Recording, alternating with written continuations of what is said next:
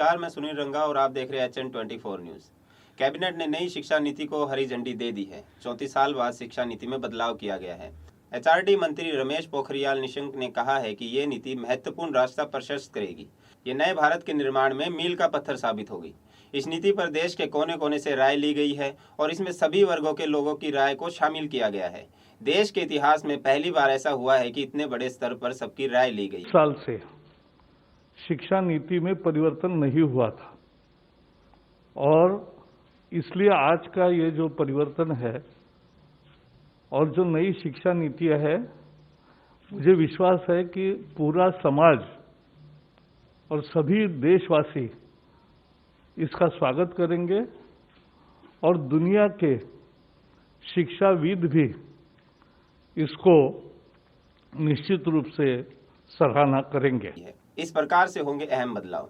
नई शिक्षा नीति के तहत अब 5वीं तक के छात्रों को मातृभाषा, स्थानीय भाषा और राष्ट्रभाषा में ही पढ़ाया जाएगा। बाकी विषय चाहे वो अंग्रेजी ही क्यों ना हो, एक सब्जेक्ट के तौर पर पढ़ाए जाएंगे। अब सिर्फ 12वीं में ही बोर्ड की परीक्षा देनी होगी, जबकि इससे पहले 10वीं की परीक्षा भी बोर्ड की परीक्षा होती थी, लेकिन अब ऐसा नहीं रहेगा। 9वीं से 12वीं तक की क्लास में सेमेस्टर की परीक्षा होगी। स्कूली शिक्षा को 5+3+3+4 के फॉर्मूले के तहत पढ़ाया जाएगा। वहीं कॉलेज की डिग्री जहां पहले 3 साल की होती थी, अब 4 साल की होगी। 3 साल की डिग्री उन्हीं छात्रों के लिए है जिन्हें हायर एजुकेशन नहीं लेना है। वहीं हायर एजुकेशन करने वाले छात्रों को 4 साल की डिग्री करनी होगी। 4 साल की डिग्री करने वाले छात्र 1 साल में MA कर सकेंगे।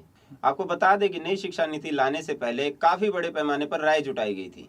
इस शिक्षा नीति के लिए कितने बड़े स्तर पर रायशुमारी की गई थी, इसका अंदाजा इन आंकड़ों से सहज लगाया जा सकता है कि इसके लिए 2.5 लाख ग्राम पंचायतों, 6600 ब्लॉक्स, 676 जिलों से सलाह ली गई थी। हायर एजुकेशन में 2035 तक ग्रॉस एनरोलमेंट रेशियो 50% तक हो जाएगा। वहीं नई शिक्षा नीति के तहत कोई छात्र एक कोर्स के बीच में अगर कोई दूसरा कोर्स करना चाहे तो पहले कोर्स से सीमित समय के लिए ब्रेक लेकर दूसरा कोर्स कर सकता है। हायर एजुकेशन में कई प्रकार के सुधार किए गए हैं। सुधारों में ग्रेडेड एकेडमिक, एडमिनिस्ट्रेटिव और फाइनेंशियल ऑटोनॉमी आदि शामिल हैं। इसके अलावा क्षेत्रीय भाषाओं में ई-कोर्स शुरू किए गए हैं व साथ ही साथ वर्चुअल लैब भी विकसित किए जाएंगे। National education scientific forum NETF शुरू किया जाएगा। अब सरकारी, निजी व डीम्ड सभी संस्थाओं के लिए समान नियम होंगे। Higher education secretary Amit Khare ने बताया, नए सुधारों में टेक्नोलॉजी और ऑनलाइन एजुकेशन पर जोर दिया जाएगा। अभी हमारे यहाँ पर डीम्ड यूनिवर्सिटी, सेंट्रल यूनिवर्सिटीज और स्टैंड अलोन इंस्टीट्यूट के लिए अलग अलग नियम हैं। नई एजुकेशन पॉलिसी के तहत सभी के लिए नियम समान होंगे। जैसा कि आपने जाना, तो कुछ इस प्रकार से होगी नई शिक्षा नीति। फिलहाल के लिए लेते हैं इजाजत। आप देख रहे हैं HN24 न्यूज़। धन्यवाद। सैमसंग सर्विस सेंटर, जहां है fast service, best customer support, amazing and helpful staff.